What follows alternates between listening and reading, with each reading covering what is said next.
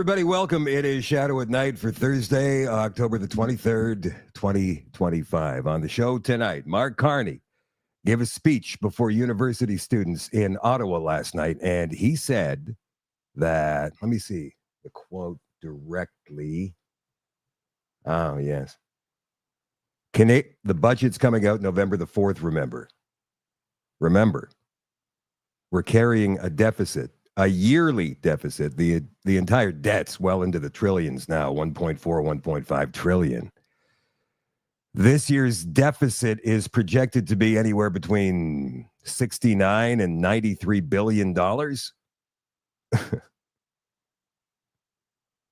And even with all of that spending, Mark Carney, in his speech to university students at Ottawa last night, said, Canadians must be prepared to make sacrifices as we change our economy.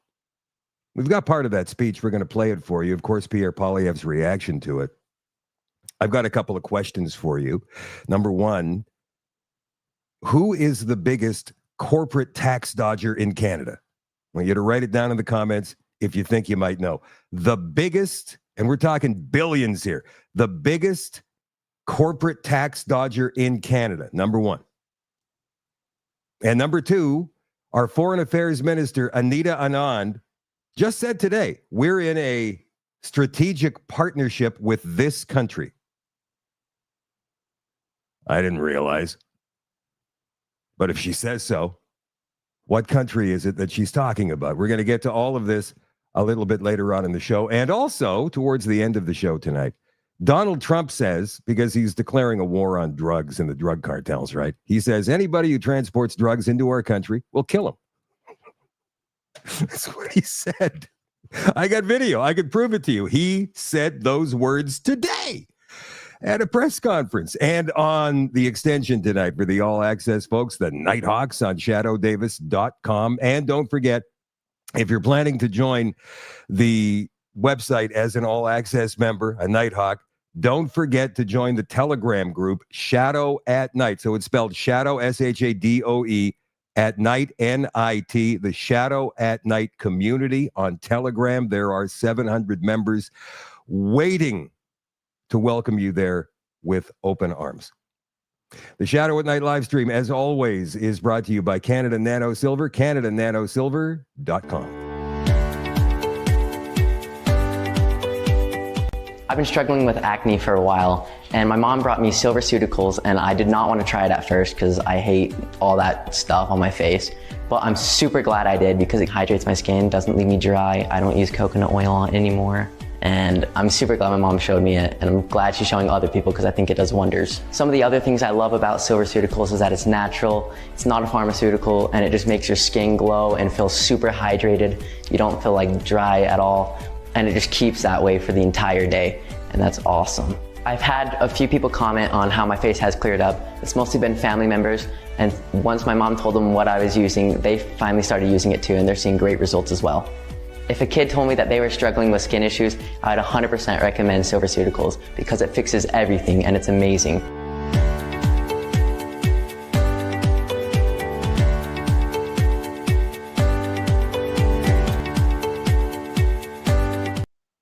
CanadaNanoSilver.com. And if you're looking for tickets for the big Saskatoon Health and Wellness Expo, not this coming weekend, but the following weekend, you can get a hold of Kevin and Anna at info. This is an email now. Info at CanadaNanoSilver.com. Info, I-N-F-O, info at CanadaNanoSilver.com. Hello, Leanne, watching from North Gower, Ontario. Sold and moved to the backyard of my childhood home. 32-foot trailer till we figure out what to do. Oh, my goodness. Thankful to my mama. Affordability is everything these days. Tanya's watching from Plantagenet. Oh, my God, I probably butchered the name of that town. If I did, I'm so sorry. But I can't say that I've heard that name before. Plantagenet, Ontario, Tanya. Hello, Iris in Calgary. That one I know. Leanne, how you doing? To whom do we owe that debt? Well, you see, there's the Bank of International Settlements. There's all these big shot bankers all around the world who loan money. They print it out of air, central bankers, and they print it out of midair, and they sell bonds. So ultimately, we are responsible for that debt.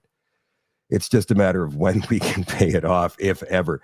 Hello, you said Brookfield, Terry. Congratulations. Ding, ding, ding. Brookfield is, in fact, the largest corporate tax dodger in Canada. And we've got some video coming up to prove that in just a second. Did anybody answer the other question that I asked about the country we're in a strategic partnership with? Anybody? Just looking here.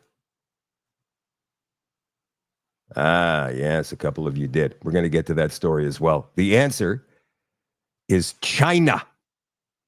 Still trying to get that Donald Trump down. I can't do it. China. Can't do it. Okay, so here's the story about Mark Carney and his speech to those students, university students in Ottawa last night. Oops, that's wrong. That's Anita Anand. Let's go to this story here. There it is. From the Canadian press, Carney vows budget will spur unprecedented investment. From who? All of his climate buddies worldwide, maybe. But warns of sacrifices. Sacrifices. What kind of sacrifices, I'm wondering. And who has to pay the price? So Carney promised the nation last night the fall budget, November 4th. It's coming out November 4th, which could cause an election because any budget presentation in the House of Commons is, in fact, a confidence vote. Will spur unseen levels of private sector investments, but at the same time, he warned that sacrifices are in store. And here he is.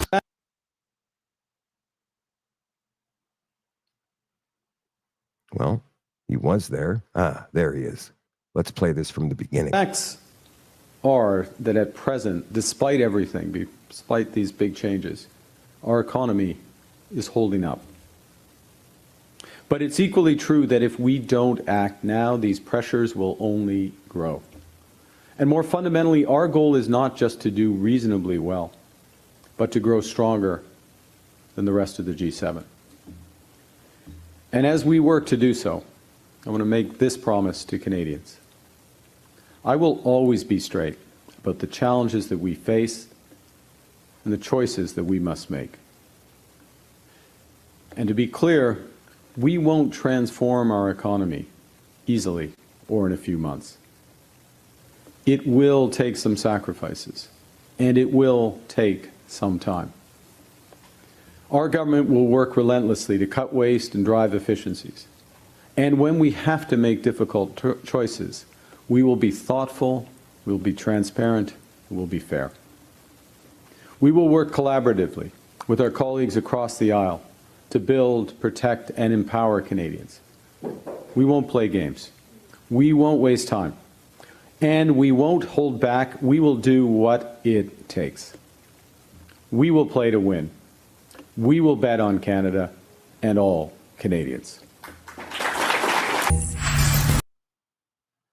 Why do you have to transform our economy?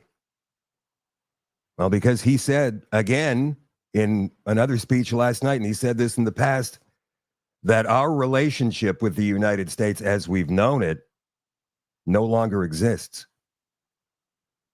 Make a deal. How about go down there and make a deal? Donald Trump is a tough negotiator. Absolutely he is. But he's willing to bend on some things, especially if he wants some things, you want some things, go and make a deal. He's not trying to screw you. He's not known as a guy who does that. He wants the best deal he can get, but he also wants to be fair. That's in his book, The Art of the Deal. I'm not sure if you've read that, but fairness is absolutely key. And the reason for that is because you want to make more than one deal in your career, don't you? You don't want to be known as the guy who screwed that guy over, so nobody wants to deal with you ever again. Read the book. And then go read Mark Carney's book, Values, and you'll see the difference between these two men. Huge difference between these two men. Carney was talking about climate change and climate fairness last night again as part of the change that our economy needs to go through. It won't be easy. It will not be a short period of time. Canadians will have to make sacrifices. In the meantime, here's Donald Trump. Remember this a couple of weeks ago at the United Nations? The UN official stated in 1989 that within a decade, entire nations could be wiped off the map by global warming. Not happening. You know, it used to be global cooling. If you look back years ago in the 1920s and the 1930s, they said, global cooling will kill the world. We have to do something. Then they said global warming will kill the world. But then it started getting cooler. So now they could just call it climate change because that way they can't miss. It's climate change. Because if it goes higher or lower, whatever the hell happens, there's climate change. It's the greatest con job ever perpetrated on the world, in my opinion. Climate change, no matter what happens, you're involved in that. No more global warming, no more global cooling. All of these predictions made by the United Nations and many others, often for bad reasons, were wrong. They were made by stupid people that have cost their countries fortunes and given those same countries no chance for success. If you don't get away from this green scam, your country is going to fail. Telling you that if you don't get away from the green energy scam, your country is going to fail.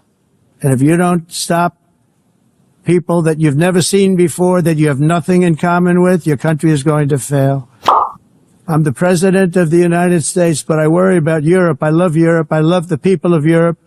And I hate to see it being devastated by energy and immigration. This double-tailed monster destroys everything in its wake, and they cannot let that happen any longer. You're doing it because you want to be nice. You want to be politically correct, and you're destroying your heritage. Well, I don't know if those are the reasons. Mr. President, sir, I think you were trying to be nice there. They're in it for the cha-ching, man. They're in it for the money. Redeveloping the world's economy based on green energy is going to create a landslide of wealth transfers worldwide. So the people who are making money off it now and who've been making money off it for the past 5 years, those are the ones to watch. They're the ones who are going to be pushing this agenda the hardest. Brookfield? We're going to talk about them in just a second. What was Pierre Poilievre's response to Carney's speech from last night? When we heard about this speech, we watched it with great interest because of how much misery and suffering our young people have endured over the last decade of liberal inflation, crime, and chaos. And so we were looking for Mr. Carney to reverse course on all of these policies. So what did we find out? Well, first of all, we got the normal buffet of broken promises and buzzwords. There was lots of talk about catalyzing this and catalyzing that. There was a new promise about doubling exports to non-U.S. markets, all while he refuses to even support the one single thing that would actually export more of our resources to those markets. He's still not stating his support for an oil pipeline to the Pacific, nor has he gotten any projects underway that would achieve any of these things. So there was the normal repetition of already broken promises with a lot of fancy million-dollar words. But there were two things that were different. One, I give Mr. Carney credit for being honest with young people. He went on at length about how much worse life is for today's youth than it was when he was young. And he's right about that. This is the first generation in Canadian history that cannot afford home ownership. This has never happened before. It happened after 10 years of Liberal government, doubled housing costs, giving us the worst housing inflation in the G7, causing housing to rise about 50% higher than it is south of the border. So it is true that now is the worst time, probably in the post-war period. You will not find another period in our history when it has been worse to be a young person. I credit him for that. But instead of saying, given that things are so bad, we Liberals are going to reverse course on all of the policies of inflation, of blocking home building, of standing in the way of resource projects. Instead of that, he asked young people to make more sacrifices. This was the sacrifice speech to Canadian youth. And he said it's going to take lots of time to reverse all the damage. Mr. Carney, our youth have sacrificed enough. All they have done for the last 10 years is sacrifice. They are living in their parents' basement well into their 30s. Their rent has roughly doubled, and in fact, the most recent inflation data says that it's up another 4%. The purchasing power of their paychecks are down. More of their money goes to taxes than into food, clothing, and shelter combined. They are no longer safe on their streets after Liberal bail has unleashed crime and chaos everywhere. And I would be remiss if I did not take a moment to acknowledge one young person who tragically lost her life to Liberal bail just this week. Savannah Kula, 29-year-old mother of four, murdered by an offender out on Liberal bail. Another example of the chaos this government is unleashing in our communities. But instead of acknowledging all of those sacrifices and promising to reverse them, Mr. Carney doubles down on all the policies that caused them. Mr. Poilievre, you may have had that press conference before the Liberals introduced a new bill. I believe it's called C-14, a bill to amend the bail conditions that currently exist in Canada. And why did they introduce that bill today? Because of the story that in my opinion, the story that Pierre Poilievre just told us about. Tragically, a young woman was killed by a guy out on bail at a mall in Brampton yesterday. We're going to get into that story in just a second. So in committee today, Michael Cooper. Yeah, I get it. I'm not sure if you guys know Michael Cooper. He's a Conservative MP, I think, from Edmonton. Anyway, he's annoying. He is. I mean, his voice is like nails on a blackboard. But he does ask some good questions. And today, he was asking about corporate tax dodgers. And the answer he got back was fascinating. Watch. Page 12 of your report, there is reference to Brookfield's tax gap over the last 5 years between 2017 and 2021. Just so that I'm clear on what a tax gap means, it is measuring the difference between taxes actually paid and taxes that would have been paid if the statutory Canadian tax rate had been applied to profits reaped. Do I have that right? That is correct. Okay. And according to your analysis, or the analysis cited in your report, Brookfield's tax gap in just 5 years between 2017 to 2021 was over $6.5 billion. Is that right? That's correct, and that was based on research done by the Canadians for Tax Fairness and by some analysis from the Toronto Star as well. Wait a minute. He said 6.5 billion with a B. $6.5 billion that Brookfield owes. They never paid. So it would be fair to say that the extent of Brookfield's tax avoidance, taxes that it should have otherwise paid in Canada in just 5 years, was over $6.5 billion. Yes, I mean, the tax gap is looking at the statutory rate, and there are some reasons why legitimate reasons why companies pay below that, but that's an indication of a major underpayment of taxes that, in the spirit of the law, should have been paid in Canada to finance public services in Canada. Yeah, I'd say $6.5 billion is a lot of money.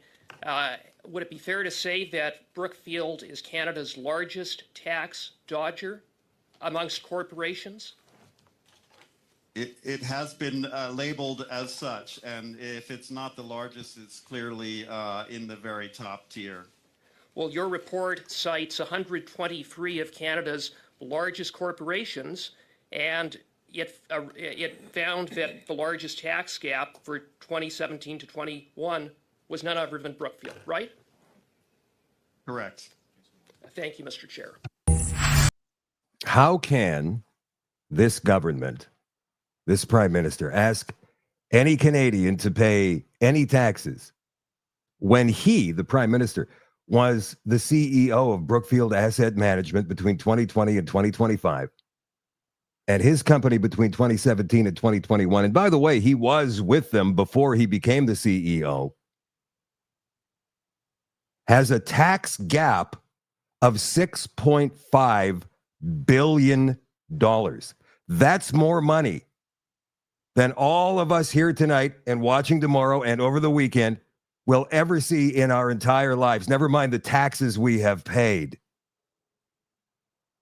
in all of our lives so far. How on earth can they have the gall to ask any of us to pay one more red cent when they won't curb spending, when they keep spending money on ridiculousness, when they keep making bad investments in companies that move right out of Canada 2 months later, when they keep funding pride parades in major cities across our country? The unmitigated gall. Mark Carney was the chair and head of transition investing. That means green investing, my friends, at Brookfield Asset Management from 2020 to January 2025. He resigned when he became Prime Minister. During his tenure, he had a role in the company's environmental, social, and governance, ESG, and impact investing initiatives, and his previous financial ties to the company have led to conflict of interest concerns, 103 of them, and ethical screening since he entered politics. Role at Brookfield, Carney's specific role was chair and head of transition investing, going from oil and gas to windmills and solar, where he focused on ESG strategies and impact investing. Resignation, blah, blah, blah. Financial ties and conflict of interest. He had significant unexercised stock options in the company. We still don't know what they are. They're in a blind trust. He knows what they are. We don't. To address potential conflicts of interest as Prime Minister, he placed his assets in a blind trust and has a conflict of interest screen in place to prevent him from participating in decisions that could affect Brookfield. He knows what's in there. Any investment he makes with our money, he knows he's going to see money back from it through whatever is in that blind trust. Criticism. His previous role has drawn criticism, with opponents raising concerns about his financial interests and potential influence. Oh my God. But I'll tell you something. If I were a normie in today's Canada, and I watched that whole speech that Carney gave to those university students in Ottawa last night, I'd look at that speech and I'd go, he seems, aside from the climate change stuff, he seems like a pretty reasonable, down-to-earth guy. This is, of course, if I were a normie, if I hadn't read his book, if I don't know what Mark Carney is really all about and has been all about for years and years now, and most Canadians don't, I would look at that guy and go, you know, he's a little bit dry, but he seems to know what he's doing. Now, I'm not a normie, so my immediate response would be, yeah, but what kind of results has he gotten us so far? He's been in power for 7 or 8 months. What's he done? Nothing. He claims he's set the stage for major investments, major building projects. Huge. Made a list. But nothing yet. Nothing. No projects have been started. No new projects have been announced. The only announcements that Carney has made, or his ministers have made, are on projects that were already announced. They've been re-announced from 2 or 3 or 4 years ago. All right, moving on. Was bail recipient and accused killer's death at hands of cops in Niagara Falls inevitable? This goes back to the story that Pierre Poilievre was talking about in that clip. Mother of 4, Savannah Kula, 29, gunned down at a Brampton strip mall. There she is. For Anthony DeShepper, the curtain came down on his troubled life at Gale's Gas Bar in Niagara Falls early Wednesday morning. The 36-year-old was gunned down by Niagara Regional Police in a shootout, or what cops euphemistically call an interaction. The shepherd was dead at the scene, shot multiple times by a lone officer. Happily, no cops were wounded. The shepherd, like a long roster of Canadian criminals, was out on bail when the shooting started, and detectives recovered his gun at the scene. Now the SIU, Ontario's police watchdog, is investigating. There he is there. The shepherd's bloody finale ended 12.5 hours of brutal violence allegedly unleashed by the Brampton man. According to Peel Regional Police, the shepherd began the day by allegedly attending a Brampton strip mall at Queen Street East and Airport Road around 2 p.m. Tuesday. Cops say the suspect shot his former female partner, Savannah Kula, 29, multiple times, and she died at the scene. She was a mother of 4. The shepherd and an alleged female accomplice then fled in a black 2024 Nissan Kicks with Quebec plates. His 1-year-old daughter he shared with Kula was in the back seat, prompting cops to issue an Amber Alert, although she had been safely dropped off with family. But detectives knew who they were looking for. Next, police issued a shelter-in-place order for Crystal Beach and Fort Erie. Then, in the early morning hours on the outskirts of Niagara Falls, the suspected Brampton killer was killed in an interaction with NRP. But were the violent events over the past day inevitable? At least one detective believes that the shepherd getting his ticket punched was written in the stars. Savannah Kula cruelly executed in Brampton. Her 4 young children will now be without their mother. No, that was not inevitable if the system had done its job. Their individual tragedies all come down to criminally out-of-touch judges and others. If you continue to release these sorts of people, events like this are going to happen. It's inevitable, one detective who requested anonymity told the Toronto Sun yesterday. There are so many people out there like this. No community is safe.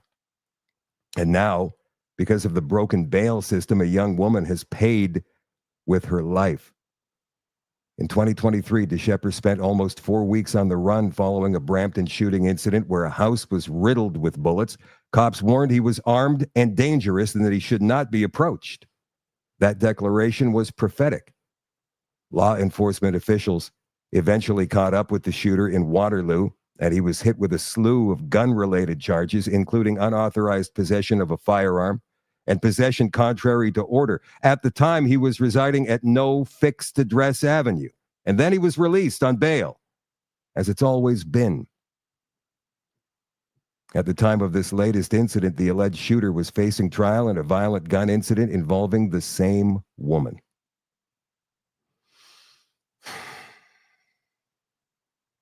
All because police are not allowed.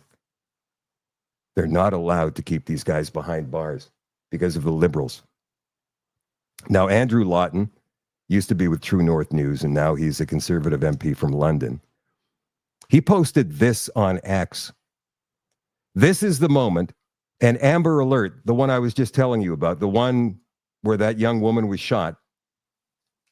This is the moment an Amber Alert interrupted a Justice Committee meeting studying the broken Liberal bail system. The alert was triggered by a man abducting his daughter after murdering her mother, well on bail. Watch. Remind the witnesses that they each have 5 minutes from their opening statements. I will give you some reasonable time after the 5 minutes just to sum up and perhaps remind you, but please try to remain within those parameters. And I would, pour les fins du test de son auquel M. Fortin tient si à cœur, ça a été fait, ça a été complet. Je suis convaincu que vous y tenez. Et juste où j'annonçais le succès du test de son, on a été interrompu. Bon.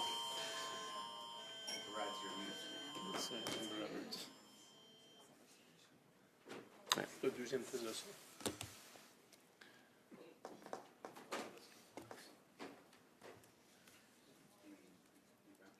So without further ado, we'll get off with the first round of witnesses in the order that I announced. So that's an Amber Alert he's chuckling about, an Amber Alert on your phone. usually will tell you what's going on, why the Amber Alert is being issued in the first place. And he's laughing about it? Really? Child abducted? Mother killed? That's what the Amber Alert should have said. Now, I didn't see it. If you're in Ontario, you probably did. Did it say that? Beware of this guy if you're in the Niagara region or Brampton region. And Mark Miller, there's something wrong with this guy, in my opinion. I don't know how he was ever a cabinet minister. He was. Now he just chairs a committee. Still shouldn't be there. So what happened this morning? The Liberals tabled legislation because of this and for no other reason. It's political. They don't want to look bad in the left-wing corporate media. Even the left-wing corporate media would have to report on this, and they would have to say that the bail laws in this country are screwed.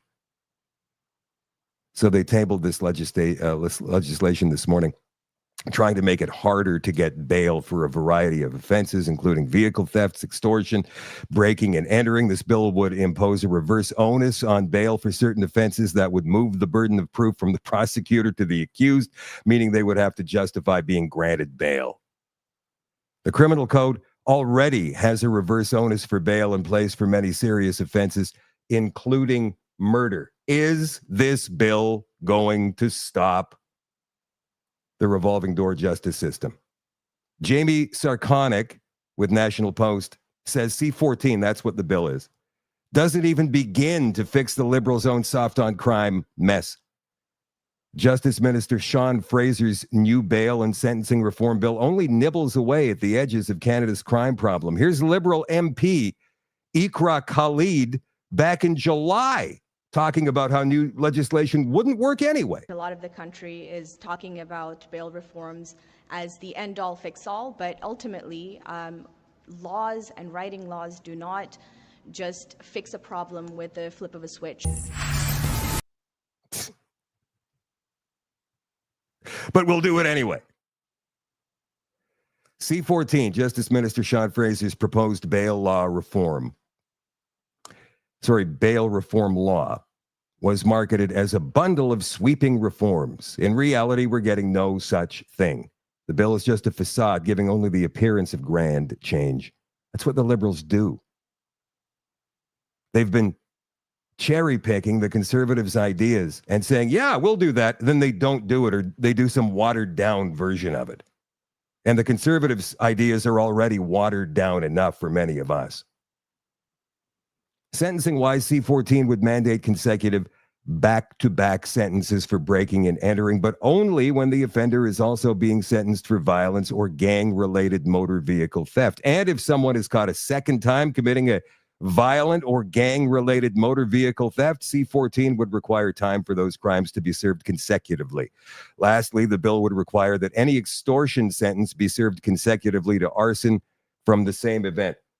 What the hell are they even talking about here? Like, why do they have to make it so complicated all the time? You do this crime, you're going to jail, you're not getting out until your hearing. Maybe then.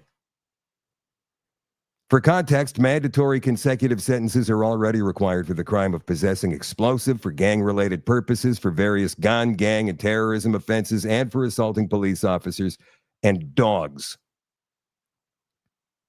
With this in mind, C-14 represents more nibbling at the edges of the problems in sentencing. There remains no legislative pushback against the Supreme Court's odious ruling that consecutive periods of parole ineligibility violate the charter, opening up the possibility that mass murderer Alexandre Bissonnette might one day be released from prison.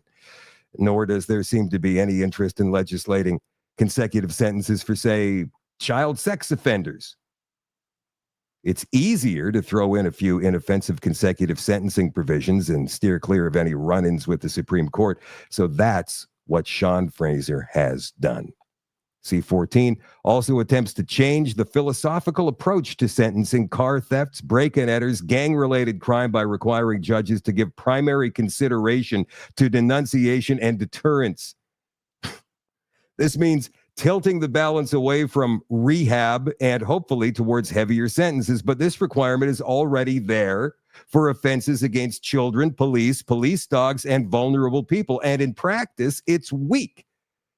When this provision was applied to a recent sexual assault case out of Manitoba, in which a father put his fingers in his 12-year-old daughter's, he received only 3 years in jail. C-14 would also add a number of required considerations for judges to ponder in sentencing, but only for a few crimes. For anyone convicted of theft, robbery, break and enter, possessing break-in tools, and possessing property obtained by crime, an intent to sell the stolen property would be considered an aggravating factor in sentencing. The same would be the case for any robbery, mischief, or theft that interferes with essential infrastructure. This, again, is a meek change. Aside from being restricted to a narrow sample of crimes, intent is notoriously onerous to prove, and for most crime likely won't be worth the prosecutor's efforts. As for the essential infrastructure bit, consider this a bit of a convoy revenge. House arrest under Bill C-14 would cease to be an option for those convicted of major sexual assault who were sentenced to 2 years or under 2 years in jail. It ceases to be an option if a sentence is over 2 years. It's a welcome change, but it's nothing to applaud because it's the Liberals who made this a possible sentence with the passing of C-5 in 2022. Prior to that, house arrest for major sexual assault was not allowed. Bill C-14 barely begins to repair the faults of C-5 because it would continue to allow house arrest for a slew of other intolerable crimes if the criminal is sentenced below 2 years and if the Crown proceeds by indictment. That only become eligible for house arrest 3 years ago.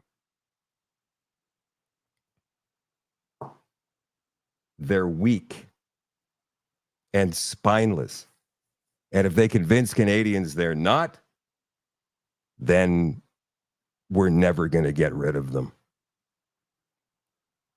Anita Anand says Canada is in a strategic partnership with China. Well, if you read Sam Cooper's stuff on the Bureau on Substack, you'll know that already. It's not official, this strategic partnership, at least not Sam's idea of it. And Sam reports on facts from sources that are deep within law enforcement in the United States and in Canada. Just 3 years after Canada called China a disruptive global power. This is a country that has got 2 million people in re-education camps. They're a blight. This government, not the people of China, the government of China is a blight on humanity. And now we're in a strategic partnership with them. Foreign Affairs Minister Anita Anand says, yeah, we now view Beijing as a strategic partner in a dangerous world. But if you say that about the United States, no. How does this make any sense at all? Is it the New World Order? Does it sound to you like it's the New World Order? Anand told the Canadian press Monday that a strategic partnership with China means going beyond allowing individual irritants to strain the entire relationship and permitting Canada to advance its economic and security interests. Security interests with China?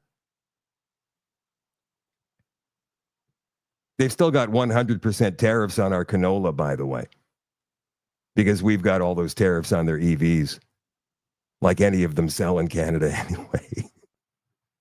It's necessary for us to lay the foundation if we're going to find areas where we can further cooperate with China, she said. There are going to be always challenges in any relationship. The key is to be able to have the dialogue necessary to address the issues of Canadian concern. She spoke after visiting senior officials in China, India, and Singapore, and just days before Carney departs on his first visit to Asia since taking office, with stops in Malaysia, Singapore, and South Korea. Oh, my God. Okay, you know what? I agree. I totally agree. We need to have ties with some of those countries over there. China's a great big market, 1.4 billion people. We have to open up trade corridors with more than just the United States. But with China, I mean, they held our people captive for 2 years. The two Michaels, remember them? For what reason? A lot of people have been freaking out about the WHO pandemic agreement. And so, Dr. Leslyn Lewis of the Conservative Party of Canada, I'm not sure if I've talked about this before. I've known about it for a while, and I've been meaning to bring it on. And you know, we talked about it the other night, and I thought, wow, why not? So here it is. She says, as you know, for years, I've been closely following the activities of the World Health Organization and Canada's involvement with the Global Pandemic Treaty. This treaty, once ratified, will directly influence the public health decisions and responses of all signatory countries. I've raised red flags about its implications on Canada's health sovereignty and the federal government and their willingness to enter a legally binding treaty of this weight without any input from Parliament. In May of this year, after many rounds of negotiations, the World Health Assembly adopted the main text of the treaty. However, it has not yet been signed or ratified, meaning Canada has not yet agreed to be legally bound by this treaty. We're now in a critical window of opportunity to ask tough questions and debate the treaty before it's signed by the Minister of Foreign Affairs and binds our nation. What can you do? Sign this petition. So I'm going to put that down in the comments in just a couple of minutes. I need to find a video here real quick. Not that one, not that one. Oh, by the way, did I mention on the extension tonight, we're going to be going deep inside Antifa. Deep inside Antifa. Okay. This is a disturbing story. BC judge won't certify class action lawsuit against Dr. Bonnie Henry. Judge grants province's application to declare that the proposed class action lawsuit against Henry an abusive process, according to a BC Supreme Court judgment. So there's a lot of people like BC. I believe BC is screwed. I believe that politically speaking, BC is screwed. It's already run by China, more so than any other part of the country. It's absolutely screwed. And something else appalling happened in BC's legislature as well today, but let's give you this one first. A BC Supreme Court judge has refused to certify a proposed class action lawsuit against Bonnie Henry for COVID-19 era restrictions, ruling it an abusive process. Of course, anything they can find to keep these kinds of cases from going further. Justice David Crerar concluded that the proposed class action, which alleged breaches of 4 sections of the Charter of Rights and Freedoms, is almost certainly the largest and most complex in Canadian legal history. He found it suffers from so many self-inflicted problems. It's not the role of the court at this stage. Oh my God. Of course, this is a cop-out. It's not the role of the court at this stage to decide whether the plaintiff's claim is valid or not, let alone decide whether the actions of the province or the health officer were good, bad, or otherwise, he wrote in a 433-paragraph decision. He said he judged whether the lawsuit could go ahead as a class proceeding, noting many class actions denied certification have proceeded as an ordinary lawsuit. The proposed lawsuit was filed by the Canadian Society for the Advancement of Science and Public Policy, a non-for-profit group with 171 members. Its executive director, Kipling Warner, is a software engineer. It named as defendants the province and Henry in her role as provincial health officer. Court hearings happened over 32 days, starting in December of 2022 and ending in May of this year. If you can believe that. It alleged the province and Henry breached charter clauses that protect Canadians' freedoms to life, liberty, and the security of the person, freedom from arbitrary detention and equality, all valid complaints. The plaintiff had reformulated its claims 8 times since its initial filing and filed several post-hearing written submissions to address the amendments, leading to a wall of binders presented to court, Crerar wrote. But it's too much for you, so you say, no, we can't go ahead with this? Your Honor,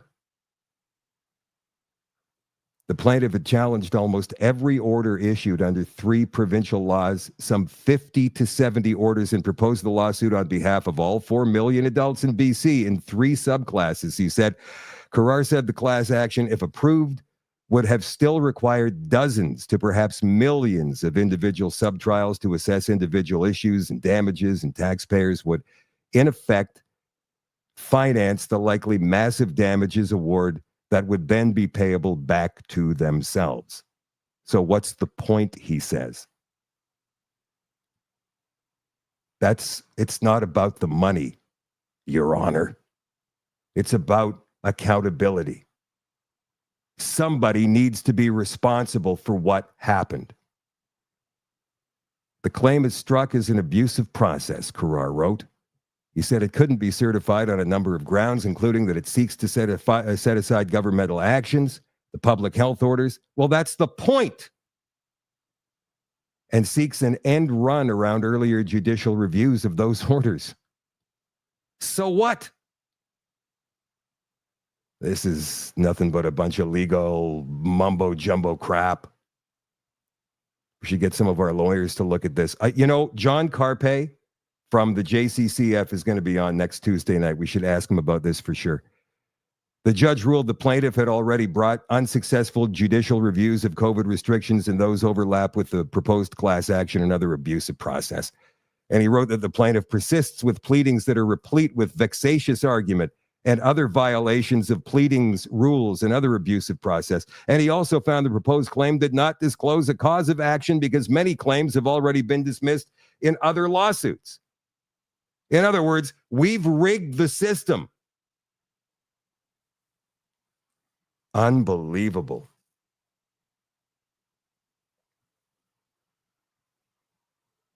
Lieutenant Colonel, retired, David Redman, former head of emergency management in Alberta, appeared at the National Citizens Inquiry a couple of years ago.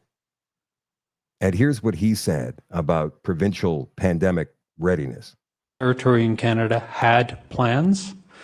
They had pandemic plans that look very similar to the Alberta one. All 13 of 13 are available on pandemicalternative.org because we collected them, and the Government of Canada plan looked very similar to being a supporting plan for the 13 provincial plans. A supporting plan, not the leading plan. This document, the WHO document, first came out with the comprehensive study of all 15 NPIs in the summer of 2005. So the Deputy Minister of Health at the time asked me to co-chair with her the mission analysis session where we would completely redesign the Alberta plan because NPIs had not been studied in depth before, and clearly the Alberta plan was inappropriately based on using a number of NPIs. So that's why in 2005 we rewrote the Alberta plan. It was published in 2006 after my retirement, and it was upgraded because all hazard-specific plans are rewritten every 10 years by every province and territory in Canada. The one in Alberta was republished in 2014 after another comprehensive review, basically looking like the one from 2005. In my opinion, they burnt them all. They made up what they were doing on the fly, and if anybody questioned it or wanted to take it to court years later, it would eventually just get thrown out as vexatious. Unbelievable. The system is completely and totally rigged. And what are we to do when we have no legal recourse, when they take all of that away from us? What are they trying to push us towards? It's an interesting question, isn't it? The other thing from BC that I wanted to show you guys was this. BC MLA's bill to prohibit land acknowledgements in schools fails at first reading. And of course, the MLA in question who brought this private member's bill forward is the leader of One BC, Dallas Brody. It was voted down. Let's see here. The numbers are here someplace in this story. 88-5. In other words, every single member of the NDP and the Greens and most of the Conservatives voted in favor of keeping these land acknowledgements in place in schools in BC. There's only 2 members of the One BC party currently sitting in the legislature right now. That means probably 3 Conservatives voted against it. We could find out exactly who, and maybe a couple of the independents, Jordan Keeley probably as well. You know, my grandson, I was talking to him on the phone the other day. He lives in BC. And he's learning a second language in school. And it's some First Nations language I couldn't even pronounce the name of. I said, what are you learning that for? How are you going to use that in daily life? Well, if you want to keep living in BC, maybe you're going to have to learn one of these languages yourself because they're going to own your land before too long. Interesting and upsetting, disturbing thing happened in Edmonton. In Alberta, they had all their civic elections earlier this week. Edmonton mayoral candidate and former councillor Tim Cartnell is calling on audits by the city and province of Monday's municipal election. In a press release today, he said he wants an independent third-party review of the hand counting process, ballot transfer and storage practices, and results tabulations following a recount and correction results in a Southwest ward. Speaking of names you can't pronounce, what happened in Sipiwienikawak? Give me a break. Can we just stop this already? Hundreds of additional ballots were discovered and a recount reversed the result of the election. Raises serious questions about the accuracy, transparency, and accountability of the entire election process, Cartnell said. We must understand how this happened. I wonder if he's being called election denier yet.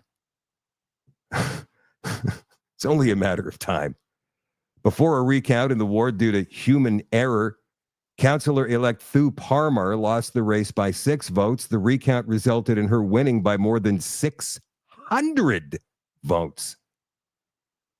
All election results are unofficial until tomorrow at noon. The runner-up, Daryl Friesen, ran with the Better Edmonton Party. That's right. You can have parties at civic elections now in Alberta. I think that's a good idea, and I also think it's a bad idea. Cartnell lost the mayoral race to fellow former councillor Andrew Knack. His name is Knack. He's the Knack. Do do do do do do do do do do do do do do do do do. Lost by 16,800 votes. Knack earned 38% of the vote, while Cartnell received just under 30%. Okay, a couple of U.S. things here. Trump. This comes from ColumbiaOne.com. Trump says Colombia. You know what? I sometimes wish that this guy was our leader as well. Colombia is a drug den. Matter of fact, take away sometimes there. I wish this guy was our leader as well. Colombia is a drug den run by cartels. Calls Petro a thug. He's targeting the country's cocaine production and its president, Gustavo Petro. During a press conference held this afternoon at the White House, Trump was asked about his current war against Latin American drug cartels, giving his views on the situation in Mexico and Colombia. Oops. We really scrolled up quickly there, didn't we? Let's go back. He says, you can look at a country like Mexico. The leaders are in fear in their own country because those cartels are running those countries, and that includes Colombia, declared Trump. He went on calling Colombia a drug den and saying that it's been a drug den for a long time. He went on targeting Gustavo Petro. You have a lousy leader over there right now. Bad guy, a thug. They make cocaine at levels that we've never seen before. They can't get away with this much longer. We're not going to put up with it much longer, he warned before concluding that Colombia is very bad. And here's what he said this afternoon about any people trying to transport drugs into the United States. Who are declaring war against these cartels, and Congress is likely to approve of that process. Why not just ask for a declaration of war? Well, I don't think we're going to necessarily ask for a declaration of war. I think we're just going to kill people that are bringing drugs into our country. Okay? We're going to kill them. You know, they're going to be like dead. What? Okay. Yeah. cartels and I'm sorry, guys. We got to see that again. That's gold. Congress is likely to approve of that process. Why not just ask for a declaration of war? Well, I don't think we're going to necessarily ask for a declaration of war. I think we're just going to kill people that are bringing drugs into our country. Okay? We're going to kill them. You know, they're going to be like dead. Okay? Yeah. Or are you just going to like, what?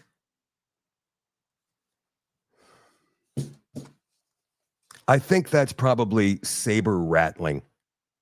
He's trying to scare the bejesus out of them. And I'll bet it works. One more quick thing here. From the Hill, a federal judge yesterday in the United States, not in Canada, of course, struck down a former President Biden-era rule that extended federal health anti-discrimination protections to transgender health care. In other words, mutilations. Judge Louis Garola Jr. of the U.S. District Court for the Southern District of Mississippi ruled in favor of a coalition of 15 Republican states that sued over the rule, which broadened sex discrimination by adding sexual orientation and gender identity to the list of protected characteristics in certain health programs and activities. The DHHS, that's Kennedy's department, exceeded its authority by implementing regulations redefining sex discrimination and prohibiting gender identity discrimination. The decision is a significant loss for the transgender community, which has faced a wave of state and federal policies and court decisions rolling back previously established rights. Look, man, if you want to get your dick cut off or your boobs lopped off, that's your choice. Just don't expect us to pay for it. Simple. It's not covered under Medicare. That's it for the show tonight, you guys. In the extension, if you're planning on joining at shadowdavis.com, becoming an all-access member over there. And again, you don't have to watch the shows live. You can watch them whenever you want. So if you can't stay up, it's too late for you to watch tonight's show, then you can watch it tomorrow. You can watch it on the weekend. You can watch 5 in a row, 10 in a row. There's like 400 shows going back 2 years on the website. And there's a lot of really interesting stuff in there as well. So if you're going to become a member, an all-access member at shadowdavis.com, don't forget to become a member of the Shadow at Night community on Telegram. We're going deep into Antifa tonight in the extension from 3 different sources. I'll see you guys there in a couple of minutes. The rest of you, I love you all. I appreciate you all. And I will catch you again tomorrow night at 8 o'clock Central for another one. Shadow Night live stream, as always, is brought to you by CanadaNanoSilver.com. Today we're comparing Crest toothpaste to SilverSeuticals toothpaste. First, we're starting out with Crest. It's a classic. It's an original. It's what I've used most of my life. But that being said, it does have its problems. First off, the consistency is so weird and thick, and I get it's a paste, but it really doesn't spread that well. And I must also say that I'm not in love with the taste. I get toothpaste isn't supposed to taste good, but why shouldn't it? But that being said, it does get the job done. Next, we have SilverSeuticals. They have 3 flavors, but today we're going with Bubbleberry. And already it smells so good. So I'm excited to see what this tastes like. The consistency is also a lot smoother, and I must say it spreads way nicer in your mouth. This literally tastes like fruit bubblegum. Yeah, this toothpaste was pretty good. I actually went in for seconds, and it's infused with nano silver, so it helps remineralize your teeth and keep them fresh throughout the day. 100% go with SilverSeuticals. And here's the results. What's your favorite toothpaste?